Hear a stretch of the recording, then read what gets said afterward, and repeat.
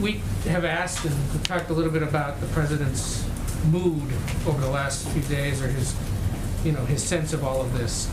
A few of us observed he seemed angry at the beginning of the speech today. Who's he mad at?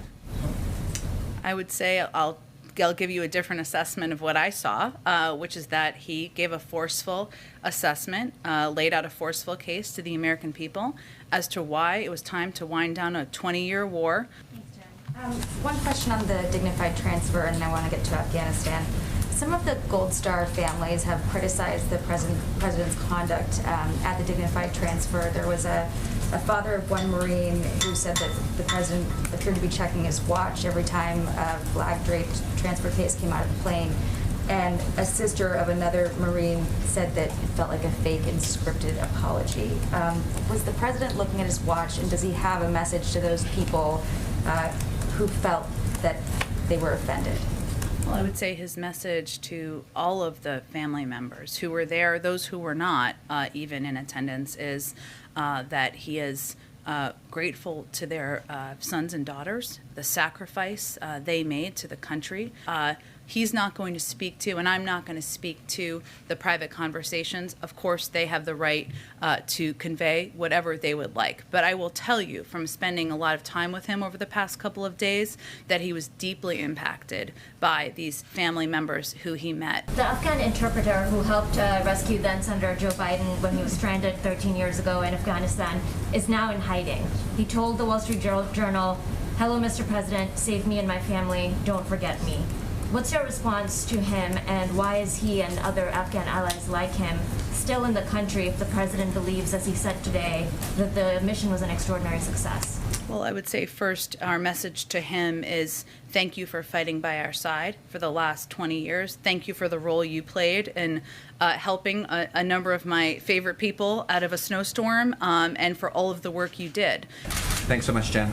Just to build on some of the things my colleagues were saying, President Biden said Americans who were given multiple chances to leave, dating back several months, but things, as you just noted, changed dramatically in the last few weeks.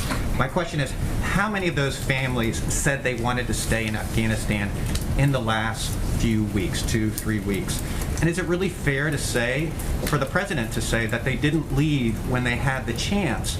As you just mentioned, no one expected the collapse as happened, and the president himself, for months, was publicly saying that the Taliban would not be running things, and also that this exit would be safe and organized.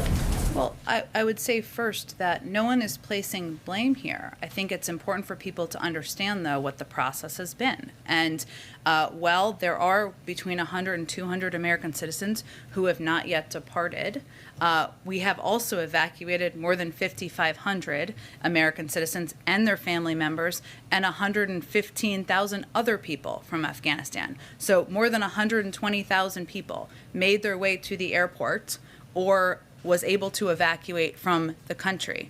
It is also very understandable, and I want to be very clear here, the vast majority, if not everyone, though the State Department would have to speak to this, who is still there, are dual citizens who have lived their entire lives in Afghanistan.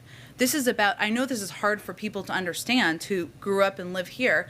This is where they've lived. This is where their family members are. This is their communities. Maybe they own shops. Maybe they have 50 family members or 20 family members. This is not an easy decision to leave. We understand that. And what the president is saying is, if you decide to leave next week, if you decided 2 days ago and we couldn't get you out, we're going to get you out. And that's what his commitment is.